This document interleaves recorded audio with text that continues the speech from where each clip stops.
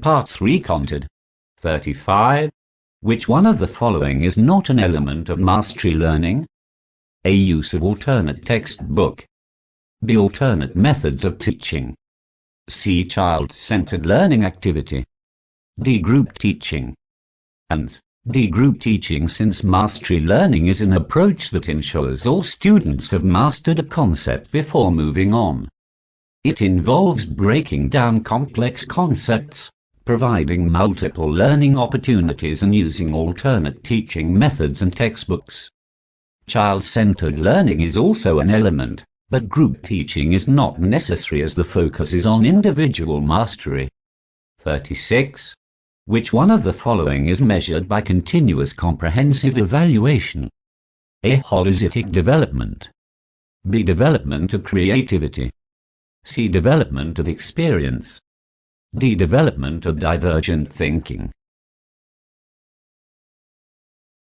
And A. Holistic development is generally measured by continuous comprehensive evaluation.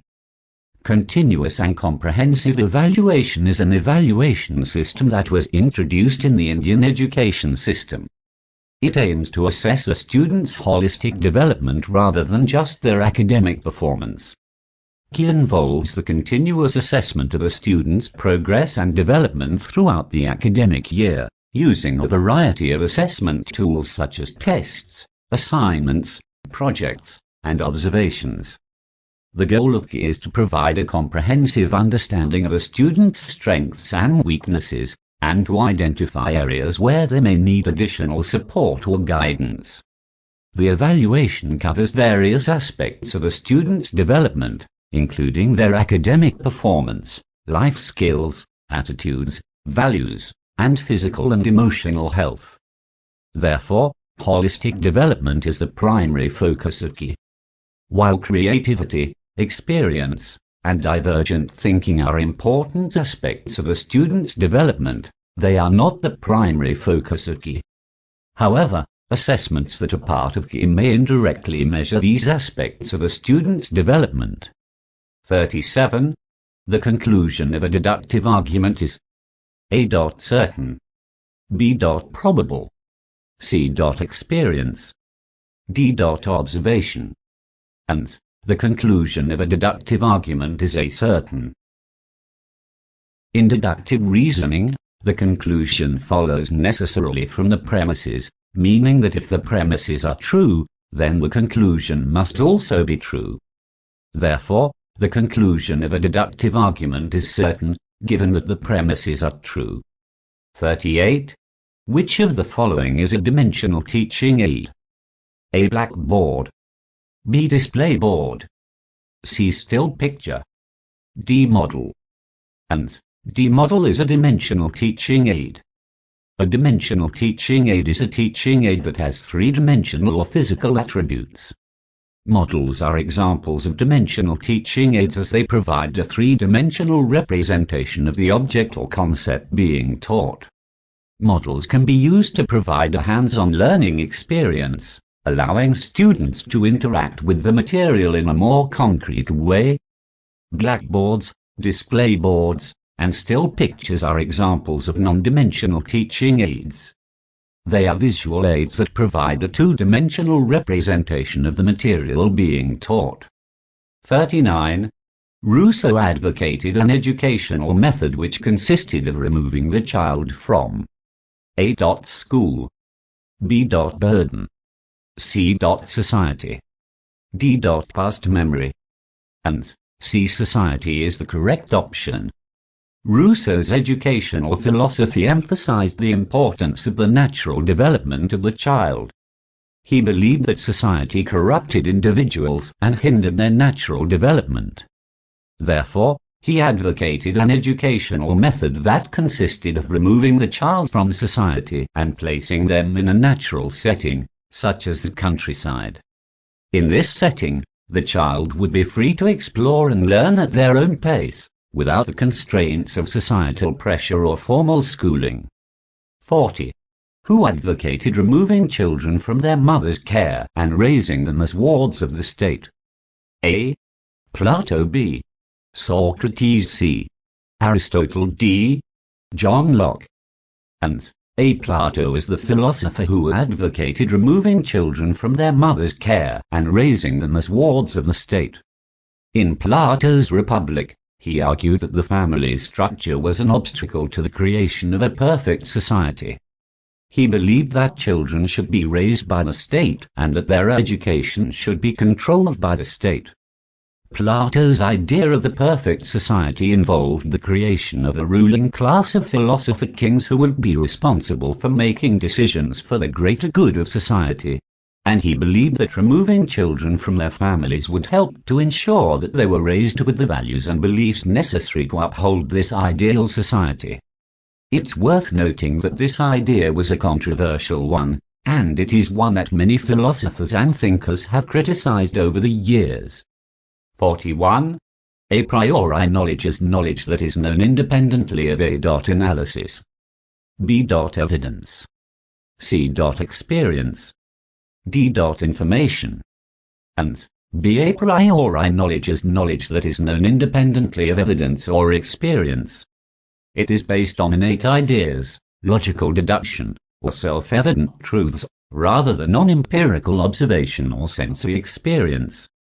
Examples of a priori knowledge include mathematical and logical truths, such as 2 + 2 = 4, and all bachelors are unmarried, which can be known without any empirical observation or experience. 42.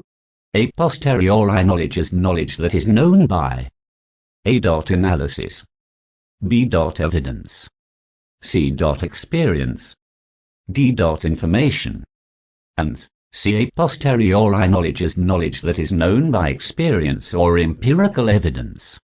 It is based on observation, perception, or experimentation, and cannot be known without some form of sensory experience. Examples of a posteriori knowledge include scientific theories, such as the theory of evolution, which are based on empirical evidence gathered through observation and experimentation. A posteriori knowledge is often contrasted with a priori knowledge, which is knowledge that is known independently of experience or empirical evidence. 43.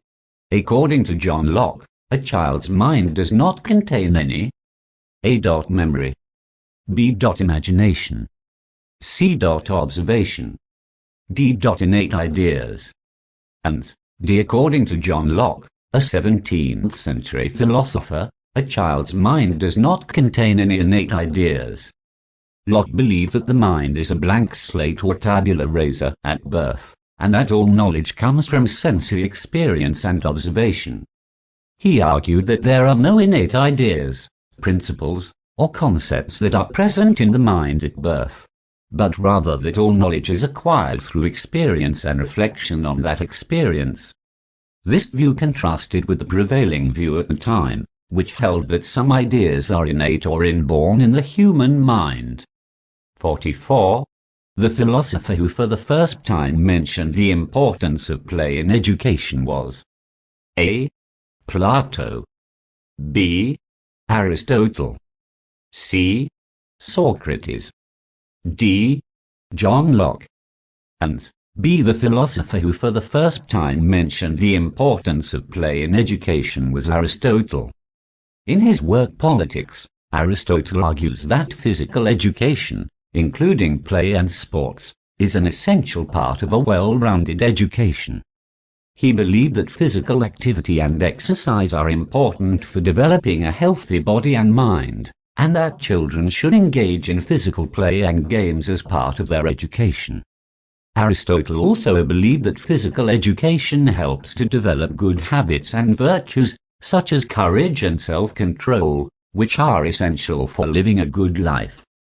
45. We calculate average marks of a student in the way as we calculate A. Variance, B. Arithmetic mean, C.